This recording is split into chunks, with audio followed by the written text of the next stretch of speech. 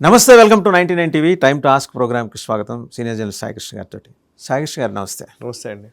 ఈ దిమాగీ నక్సల్స్ ఎవరండి? ఎర్రకోట నుంచి ప్రధానమంత్రి నరేంద్ర మోడీ చేసిన ప్రసంగంలో వీళ్ళ గురించి ప్రధానమైన ప్రస్తావన చేశారు. ఆయన డెఫినేషన్ ఇచ్చే లోపలే చాలామంది భుజాలు మిగిలినవి తడుముకుంటూ వచ్చేసి మాట్లాడుతున్నారు. మేము చాలా గర్వంగా ఫీల్ అవుతున్నామని చిదంబరం గారు అన్నారు. థ్యాంక్ గాడ్ చిదంబరం గారు చాలా యాక్టివ్గా రాజకీయాల్లో ఉన్నారనే విషయాన్ని ఆయన ప్రకటించుకున్నారు. సో అంటే మీరు కరెక్టే, ఎర్రకోటలో నరేంద్ర మోదీ గారు మాట్లాడిన యాక్చువల్లీ ఆయన చెప్పిన మాట మనం మాట్లాడదాం. అదేంటంటే, మామూలుగా అడవిలో ఉన్నటువంటి నక్సలైట్లు ఉన్నారు, వాళ్ళని మనము ఆయుధాలు పట్టుకున్నటువంటి నక్సలైట్లని మనము ఎలిమినేట్ చేయగలిగాము, ఆ నక్సలిజాన్ని తీసేయగలిగాము. బట్ ఆయుధాలు పట్టుకోకుండా ఇక్కడ ఉన్నటువంటి దిమాగీ నక్సల్స్ అనే మాట వాడారు ఆయన. అంటే మన సొసైటీలోనే ఉంటూ వీళ్ళు మేధావుల పేరిట, లేకపోతే ఇంకా చెప్పాలంటే ఒక ఐడియాలజీని నడిపించే పేరిట సేమ్ నక్సల్ భావజాలాన్ని మన సమాజంలో ఉంటూ నడిపించే వాళ్ళు ఉన్నారు అని అన్నాడు. గతంలో ఇదే మాటని ఆయన అర్బన్ నక్సల్ అనే మాట అన్నారు. అర్బన్ నక్సల్ ఇవాళ దిమాగీ నక్సల్ అనే మాటని వాడారు అంతే. సో దీనికి వెంటనే ఒక్కసారిగా ఏంటంటే అందరూ అంటే ఆయన ఉద్దేశం కూడా ఏంటి అంటే, ఈవెన్ కిరణ్ రిజిజు కూడా దానికి క్లారిటీ ఇచ్చారు. ఏదో విపక్షాలని అన్నట్టు కాదు, దిమాగీ నక్సల్స్ అనే మాట ఏంటి అంటే, ఈ దేశానికి వ్యతిరేకంగా పనిచేయాలనే ఆ నక్సల్ భావజాలాన్ని కలిగి ఉన్న వాళ్ళని దిమాగీ నక్సల్స్ అన్నారు నరేంద్ర మోదీ అని. అంటే ఇప్పుడు వెంటనే ఇప్పుడు చిదంబరం ఏం మాట్లాడతారంటే, నేను దిమాగీ నక్సల్గా గర్వపడుతున్నాను, నేను కూడా దిమాగీ నక్సల్ని అని చెప్పేసి ఆయన అంటాడు. చాలామంది కాంగ్రెస్ ఎకో సిస్టమ్ వాళ్ళు చాలామంది కూడా దిమాగీ నక్సల్స్ అనే మాటని, అవును మేము ప్రౌడ్ టు బీ ఏ దిమాగీ నక్సల్ అని వాళ్ళు చెప్తున్నారు. లిటరల్లీ ఇది వర్కౌట్ కాలే. దిమాగీ నక్సల్ అనే మాట వీళ్ళందరూ అంటున్నారు కదా. నేను చిదంబరం గారిని మీరు కోట్ చేశారు కాబట్టి చిదంబరం గారి నుంచి మాట్లాడదాం. చిదంబరం గారి నేపథ్యం చూస్తే ఆయన 2004 నుంచి 2008 వరకు యూపీఏ ప్రభుత్వంలో కేంద్ర ఆర్థిక శాఖ మంత్రిగా పనిచేశారు. 2008 ముంబై టెర్రర్ అటాక్ జరిగిన తర్వాత ఆయన హోమ్ మినిస్టర్గా బాధ్యతలు తీసుకున్నారు. సో ముందుకు ఆ తర్వాత ఆయన తర్వాత హోమ్ మినిస్టర్ అయ్యాడు. 2009లో ఇదే చిదంబరం ఆపరేషన్ గ్రీన్ హంట్ని ప్రకటించాడు. ఆపరేషన్ గ్రీన్ హంట్ ఎవరికి వ్యతిరేకంగానండి? నక్సలైట్లకు వ్యతిరేకంగా, దండకారణ్యంలో ఉన్నటువంటి నక్సలైట్లకు వ్యతిరేకంగా ఆపరేషన్ గ్రీన్ హంట్ అనే దాన్ని ప్రకటించినటువంటి హోమ్ మినిస్టర్గా పనిచేసినటువంటి వ్యక్తి చిదంబరం. సో ఆయన నక్సలైట్లకు వ్యతిరేకంగా ఆయన నిజంగానే చేశారు.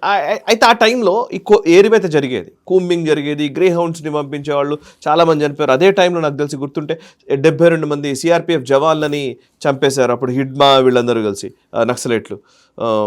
అండ్ ఆ మహేంద్ర కర్మ ఆ స్టోరీ ఉంది. నేను పర్సనల్గా I had been to that place అండి. I interviewed him also. Mahendra Karma, Salwa Judum. So ఇవన్నీ స్టోరీలు మనకు తెలుసు. ఎవరు చేశారు ఇవన్నీ? నక్సలైట్లకు అగేన్స్ట్గా పోరాటాలు చేసినటువంటి సందర్భాల్లో సల్వాజుడుంని ఎవరు స్టార్ట్ చేశారు? మహేంద్ర కర్మ కాంగ్రెస్ పార్టీ నాయకులు ఉన్నారు, కాంగ్రెస్ లీడర్ ఆయన, తెలుసు కదా. అంటే నక్సలైట్లకు వ్యతిరేకంగా నక్సలైట్లు విపరీతంగా మాట్లాడినటువంటి, తిట్టినటువంటి, దూషించినటువంటి వ్యక్తుల్లో చిదంబరం ఒకడు. నేను ఎందుకు ఈ మాట చెప్తున్నానంటే, ఇది ఇప్పుడున్న వాళ్ళకి చాలా మందికి తెలియదు. వాళ్ళు ఏంటంటే, నేను నక్సల్ సానుభూతి పరుని ఇది అని మాట్లాడతారు. అంటే ఇలా డూప్లిసిటీ, ఇలా హిపోక్రసీ చెప్పడం కోసం చెప్తాను. చిదంబరం నేను బయటకు వచ్చి మాట్లాడటం ద్వారా ఆయన డబుల్ స్టాండర్డ్స్ ఏంటనేవి కూడా బయటపడ్డాయి. నేను హెచ్ఎంటీవీ టైంలో అనుకుంటానండి, అప్పుడు మల్లోజుల కిషన్జీ, అప్పట్లో మల్లోజుల కిషన్జీ కానీ వెస్ట్ బెంగాల్ అడవుల్లో, అవునా, ఓకే, వాళ్ళు లెటర్లు రాసేవాళ్ళు అప్పట్లో. ఈ ఆంధ్రజ్యోతి లేదా మన పత్రికలన్నింటికీ ఏదో ఒక లెటర్ రాసేవాళ్ళు, ఎడిటర్లను ఉద్దేశించి రాసేవాళ్ళు. అట్లా హెచ్ఎంటీవీ కూడా లెటర్ రాశాడు మల్లోజుల కిషన్జీ, కోటేశ్వరరావు.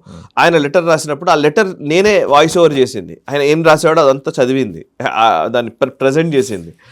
ఆ కిషన్జీ చెప్పిన మాటల్లో, అప్పుడు రాసిన మాటల్లో నేను ఒక మాట చెప్తాను. ఏంటంటే, చిదంబరము ఆపరేషన్ గ్రీన్ హంట్ ద్వారా ఈ నక్సలైట్లను ఏరివేసేటువంటి ఒక ఆపరేషన్కి ఆదేశాలు ఇచ్చాడు. ఇవాళ పోలీసులు మా మీద దౌర్జన్యంగా మమ్మల్ని చంపుతున్నారు, గిరిజనులను చంపుతున్నారు. అండ్ ఎందుకు ఇదంతా చేస్తున్నారు అని అంటే, చిదంబరం గతంలో వేదాంత అనే ఒక కంపెనీకి ఎగ్జిక్యూటివ్ డైరెక్టర్గా పనిచేశాడు. సో ఆ వేదాంత కంపెనీకి ఈ దండకారణ్యంలోని ఐరన్ ఓర్ను అప్పజెప్పే పని కేంద్ర ప్రభుత్వం తీసుకుంది. వీళ్ళకి ఐరన్ ఓర్ కావాలంటే ఇక్కడ ఉన్న ట్రైబల్స్ ఒప్పుకోరు కాబట్టి ట్రైబల్స్ని బయటకు పంపించి, అంటే ట్రైబల్స్ అంటే నక్సలైట్లను చంపేస్తే, సో ఐరన్ ఓర్ని వేదాంత కట్టబెట్టడం కోసం వేదాంత నియమించినటువంటి వ్యక్తి ఈ చిదంబరం అని చెప్పేసి మల్లోజుల కిషన్జీ రాసిన లెటర్ అది. నాకు బాగా గుర్తుంది ఆ లెటర్. సో ఎందుకు ఈ మాట అంటున్నానంటే ఆ రోజు ఆపరేషన్ గ్రీన్ హంట్ ఇవన్నీ నిజంగానే వేదాంతాలు ఆయన పనిచేశాడంటే పనిచేశాడు. ఆయన వికీపీడియా బయోలోనే ఉంటుంది. ఆయన వేదాంత స్టెరిలైట్ ఫ్యాక్టరీస్కి సంబంధించి ఆయన ఎగ్జిక్యూటివ్ డైరెక్టర్గా పనిచేశాడు. ఆయన అంతేకాదు 2003 అనుకుంటాను, యూపీఏ గవర్నమెంట్ కంటే ముందు వాజ్పేయి గారు ప్రధానమంత్రిగా ఉన్న టైంలో బాంబే హైకోర్టులో స్టెరిలైట్ ఫ్యాక్టరీ వేదాంత తరపున వకాల్తా బుచ్చుకొని ఆయన అడ్వకేట్, ఆయన లీగల్గా ఆయన ఫైట్ చేసినటువంటి వ్యక్తి. తర్వాత యూపీఏ ప్రభుత్వంలోకి వచ్చాడు. ప్రభుత్వంలోకి వచ్చిన తర్వాత ఆయన ఏమనుకున్నాడో అవి చేశాడు. నక్సలైట్లకు వ్యతిరేకంగా చేసే పనుల్లో అంటే ఇక్కడ ప్రాబ్లం ఏంటంటే వీళ్ళు గవర్నమెంట్లో ఉన్నప్పుడేమో ఒకలాగా బిహేవ్ చేస్తారు, గవర్నమెంట్లో నుంచి బయటకు రాగానే ఒకలాగా బిహేవ్ చేస్తారు. ఇదే చిదంబరం 2014లో అధికారం కోల్పోయిన తర్వాత 2014లో మోదీ ప్రభుత్వం వచ్చిన తర్వాత ఆ వేదాంత స్టెరిలైట్ ఫ్యాక్టరీ మనం ఎన్నోసార్లు మాట్లాడాం, తూత్తుకుడిలో ఉంటుంది, ట్యూటికోరిన్లో, తమిళనాడులో. ఆ ఫ్యాక్టరీని మూసేశారు. ఆ ఫ్యాక్టరీని మూసేయడానికి మెయిన్ క్రిస్టియన్ చర్చ్కి వచ్చినటువంటి ఫండ్స్ తోటి వాళ్ళు ఉద్యమాలు చేశారు, పర్యావరణానికి కాలుష్యం ఇంకోటి చెప్పేసి అది క్లోజ్ చేశారు. అంటే వీళ్ళు గవర్నమెంట్లో ఉన్న రోజులు దాన్ని కాపాడతారు, గవర్నమెంట్ దిగగానే ఈ పర్టికులర్ ఉద్యమాలు చేసి మళ్ళీ వాటిని క్లోజ్ చేస్తారు. అంటే మీకు అర్థమైంది, సింపుల్ లాజిక్. నక్సలైట్లకు వ్యతిరేకంగా వీళ్ళు గవర్నమెంట్లో ఉన్నప్పుడు మాట్లాడతారు, నక్సలైట్లకు అనుకూలంగా గవర్నమెంట్ నుంచి బయటకు రాగానే మళ్ళీ వాళ్ళందరినీ పక్కనేసుకొని తిరుగుతారు. గద్దర్ మీద బుల్లెట్లు ప్రయోగించింది ఎవరండి? ఇవే ఈ సెక్యులర్ పార్టీలే కదా ఆ టైంలో ఉన్నాయన్నీ. అఫ్కోర్స్ గద్దర్ కావచ్చు, లేకపోతే మావోయిస్టుల ఏరివేతలు జరిగిన సందర్భాల్లో కావచ్చు, కోట్ల విజయభాస్కర్ రెడ్డి టైంలో ఎన్కౌంటర్లు జరగలేదా? యూపీఏ గవర్నమెంట్ టైంలో ఎన్కౌంటర్లు జరగలేదా?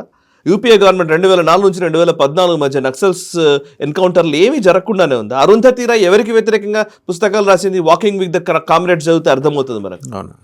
అరుంధతీ రాయ్ ఎవరికి వ్యతిరేకంగా మాట్లాడింది? అదే గవర్నమెంట్ నుంచి బయటకు రాగానే మేము దిమాగి నక్సల్స్ అని చెప్తారు గర్వంగా. అంతకుముందు మరి దిమాగి నక్సల్స్ అని చెప్పుకోగలిగారా చిదంబరం? ఇవాళ దిమాగి నక్సల్స్ అని చెప్తారు. అంటే పాయింట్ ఏంటంటే నేను ఏం మాట్లాడాలనుకుంటున్నానని, ఏం చెప్పాలనుకుంటున్నానంటే వీళ్ళు గవర్నమెంట్లో అసలు బేసికల్లీ దేశానికి వ్యతిరేకంగా ఎవడు మాట్లాడినా సరే వాడు నక్సలే. నక్సల్ భావజాలమే అది, నథింగ్ ఎల్స్. పేద ప్రజల కోసం మాట్లాడుతున్నామంటే మీరు పేద ప్రజల కోసం మాట్లాడుతున్నామంటే ఎలక్టరల్ ప్రాసెస్లోకి రండి. మీరు ఎలక్టరల్ ప్రాసెస్ని కాదని చెప్పి ఎన్నికల్ని మేము బైకాట్ చేస్తాము, బూర్జువా రాజ్యాంగము, మేము ఈ రాజ్యాన్ని ఒప్పుకోము అని చెప్పి మళ్ళీ ఇటు వచ్చేసి మేము పేద ప్రజల కోసం మాట్లాడుతున్నామంటే